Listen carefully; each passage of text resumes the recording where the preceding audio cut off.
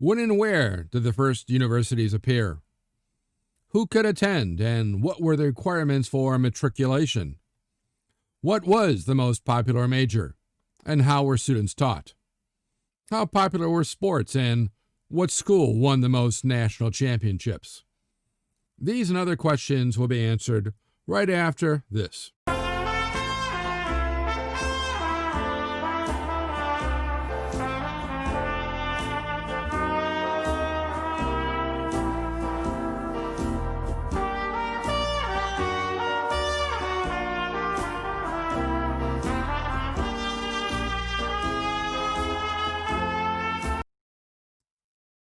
Hi, I'm Professor Jerome Markenberg, and I've been teaching a wide variety of history courses at colleges across this country for the last 30 years. In this video, I'm going to tell you all about where, when, and why the first universities appeared in Europe. Who could attend a university? Who could teach at a university? What subjects were taught? And how classes were taught. At the end, I'll have the wrap-up quote on this video. But first, make sure to click like, share, and subscribe, and that little bell thingy, so I can continue to bring you more great videos just like this one.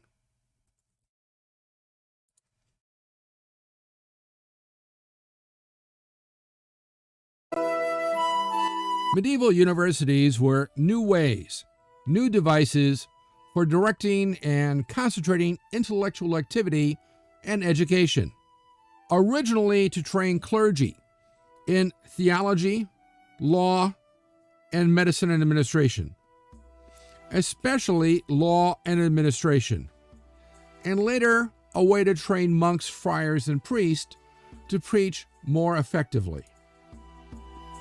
The university arose out of the method adopted to teach Roman law at Bologna during the intellectual revolution of the 12th century, after the discovery of a copy of a Justinian's Digest there, the Digest of Roman Law, around the year 1050.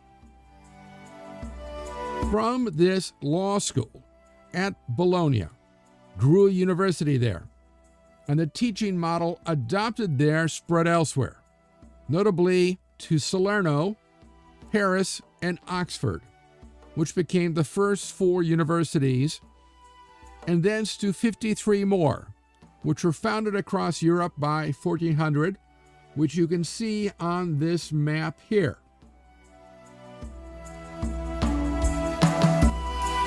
Universitas, or university, originally meant only the guild of students and faculty within a school, but by the end of the 14th century, it began to take on its modern meaning. At first, these universities had no buildings of their own as classes, which, by the way, usually began at the crack of dawn. Well, my students, what would they do with this? Anyway, classes were taught wherever space was available, even in a professor's home. But they soon began to rent, buy, or construct buildings of their own. Students usually entered the university when they were 14 to 15 years old, more or less, after they had completed their course of study in song and grammar schools. But as all universities were controlled by the church, yes, you heard me right, all students had to be clerics, at least in minor orders. If you know what minor orders are, that is in my lecture on the secular clergy, my video on that. Now, this meant that women could never attend, because no woman could ever be in minor orders. But those who did, the males who did, as a result, all received a very special privilege called benefit of clergy. And for this, of course, check out my video on secular clergy for more on this. Oh, and here you see a student matriculating.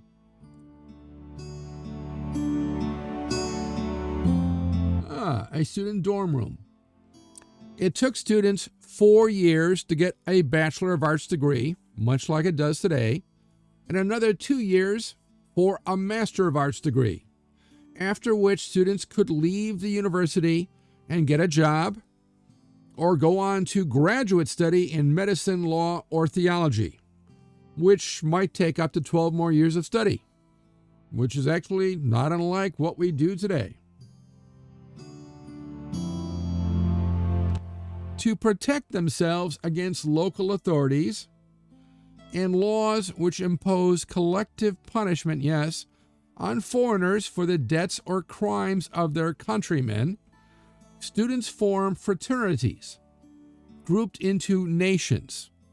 And here is a map of the 4 nations at the University of Paris. So at first the English nation, later is the entire German nation. So if you were from one of these areas, then you would join that frat. The French nation, which of course included Italy, Spain, and Portugal. Then you've got the Norman nation, which is odd, only on its own, and the Picard nation, largely the Flems, the Flemish people. I like to call them the Flems.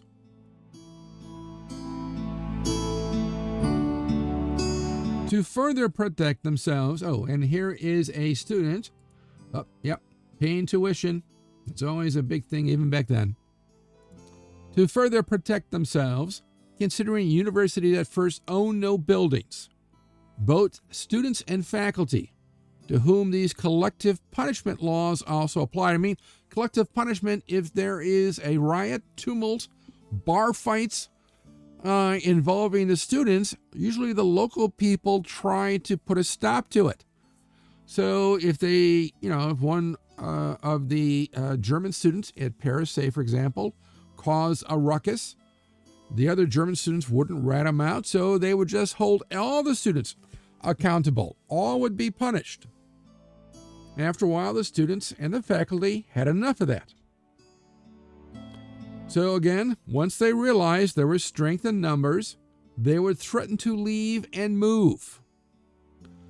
And not so much in a decent-sized capital town like, say, Paris, but if you're in, say, Cambridge or Oxford, or today, look at some of our university towns. Without the university, what kind of job would exist? What would these towns be? They're dinky little towns. The university brings in money and people. So let's say we move the university to another far more welcoming town. And occasionally they would do that. Cambridge, people were, faculty and staff were upset about it, so they moved for about 50 years to the town of Northampton before they were finally lured back to Cambridge by special laws which the city passed to ensure that the people wouldn't leave again, because it meant everything to them. The students as a body also found it easier to bargain with their professors whom they paid to teach them. Yes, you heard that right. Yes, you didn't, if you were a student, you did not go down to the bursar's office or the cashier's office to pay your tuition. You paid your tuition directly to the professors. And the students started to realize they had power. They would try to bargain with them by striking or threatening to stop payments. And thus they gained the right to hire and determine the pay of their professors. So a professor, for example, failed to present all material by the end of the term, or one who just didn't seem to know the material, or maybe who didn't show up very often, they began to have the right to fine that professor or fire them. God forbid. What a horrible situation.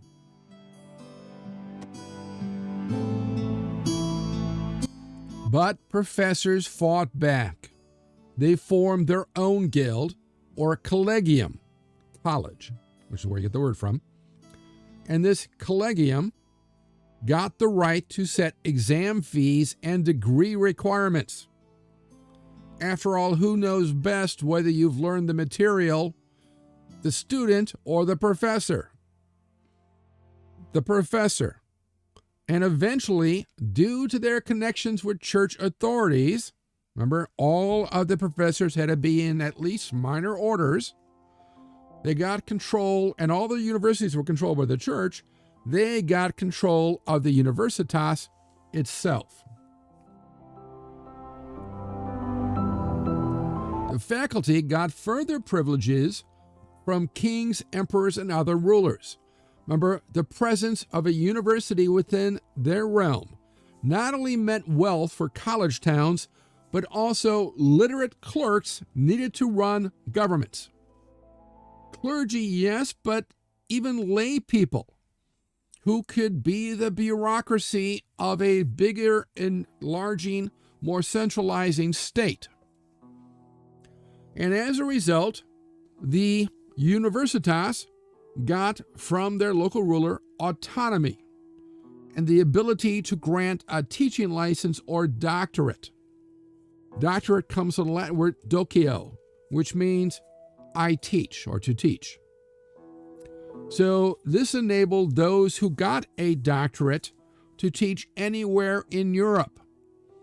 So you didn't need a special license from your local ruler.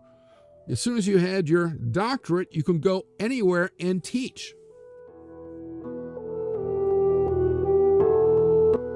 But to check the power of faculty, these privileges were themselves checked by a requirement that as long as an applicant showed knowledge of the material taught, as proved by both a written and oral examination, a license to teach, a doctorate, had to be granted freely. So no bribery, no nepotism, no favoritism, or disfavoritism. Your professor who has it in for you just doesn't like you for whatever reason, can simply say no. So as soon as, and once the other written and oral examiners and others would look at it, other faculty and not just your own professor, and even if the professor said no, the others said yes, you had to be able to get that doctorate. And you wouldn't have to bribe someone to do it. Or you know somebody on the committee. He's your uncle or brother or something. No favoritism. Nothing. Now, at Bologna, when the first school formed to study Roman law in Justinian's Digest, and then the earliest pronouncements of the popes, which is known as canon law, that's C-A-N-O-N-1-N. It's not the canon, it goes boom. Since all the texts were in Latin, one needed to know Latin. And from thence it flowed that all teaching was in Latin only. And thus, in all universities founded thenceforth, all teaching was only in Latin, which, as you remember from my video on song and grammar schools, every student had been taught since their first day.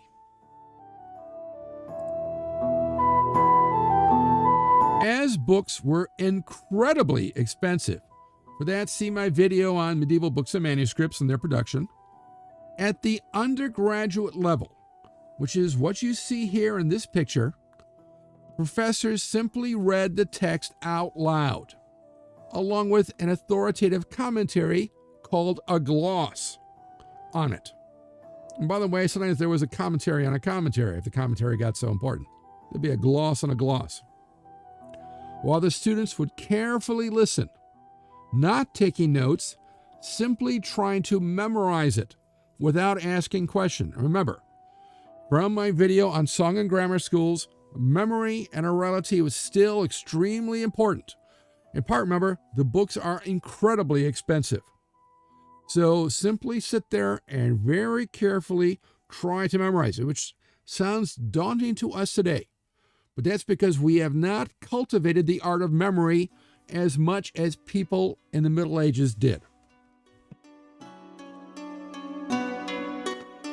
This method of teaching, called a Lectio, was given several times during the week. And from the word Lectio is where you get the word lecture. It was given, I said, several times during the week, with students attending as often as they needed until they had the text memorized. And you see this again here. The teacher has a book, but none of the students do. They're not there. This guy's actually seems to be questioning, but you're supposed to simply listen. So you simply go. If you're having trouble memorizing, you just simply go several times a week, and they wouldn't read you the whole book. This short amount of passages. And just go until you've got it all memorized.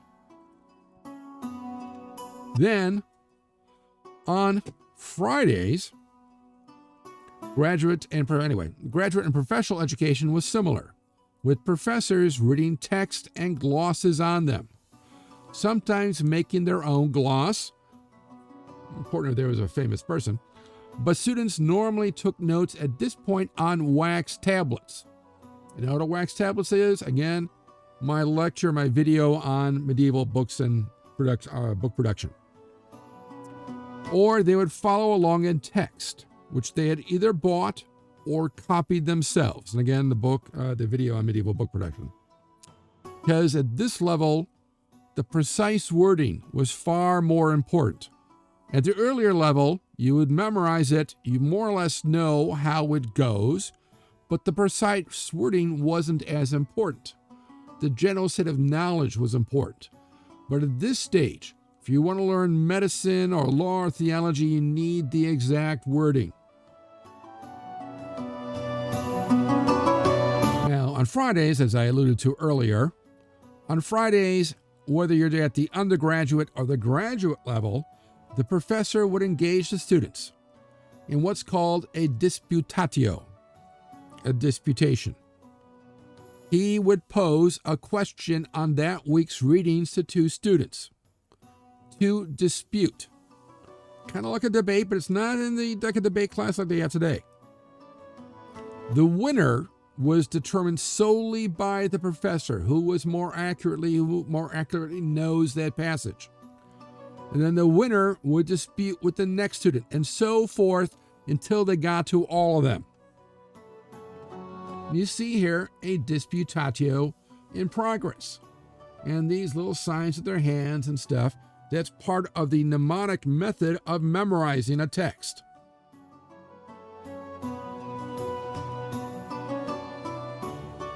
Till, as I said, every student had disputed. This forced students to understand all viewpoints, able to refute them or support them, and hence completely understand the material. This meant that each and every course was a reading and commentary on one important book by a professor, and only after that book had been mastered could students go on to the study of the next book. So in your courses, you were not loaded up with 5, 10, 15 books per course. Only the one, a very important one. Of course, even then, you still have trouble. Some of these remind me of some of my students. It's me reading, and these students learning, what the hell is going on?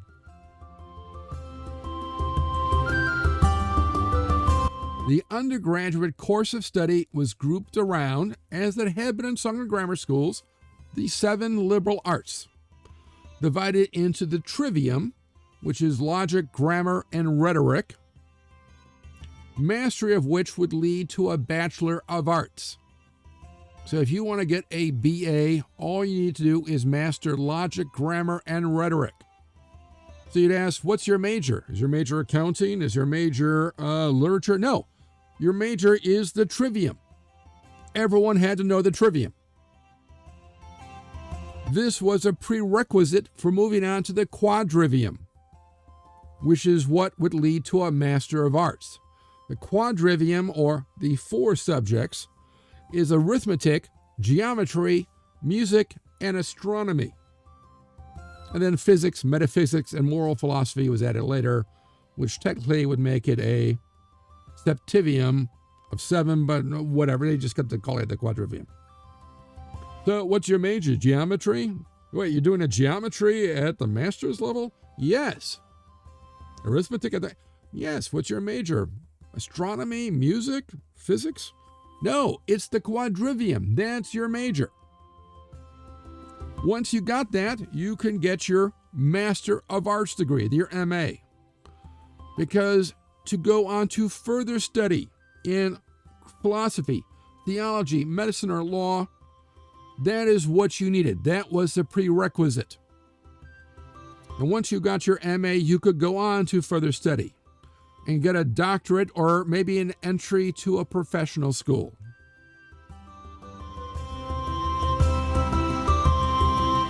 Oh, look, it's gym class. Classes normally began, as I said earlier, at the crack of dawn and continued until 9 o'clock at night. But students could not attend more than 2 lectiones, the lecture, the reading on the book, per day. You can't just go all the day, not sitting to your lecture until you memorize it, only twice a day. Time was built in for 2 meals a day, which is pretty normal for what most medieval people ate. 3 meals a day was rather rare. So 2 meals a day, and though fighting, gambling, drinking, carousing, chasing women, or frequenting prostitutes were strictly forbidden, based on all the evidence that exists, all these were nonetheless regular pursuits of all but the most nerdy students. Oh, and here they are, playing a nice gambling dice game. And here's the wrap-up quote. Almost all the students at Paris, foreigners and natives, did absolutely nothing except learn or hear something new. Some studied merely to acquire knowledge, which is curiosity. Others to acquire fame, which is the sin of vanity. Others still for the sake of gain, which is the sin of cupidity and the vice of simony. Very few studied for their own edification or that of others. They wrangled and disputed not merely about the various sects or about some discussions, but the differences between the countries also caused dissensions, hatreds, and virulent animosities among them. Jacques de Vitry.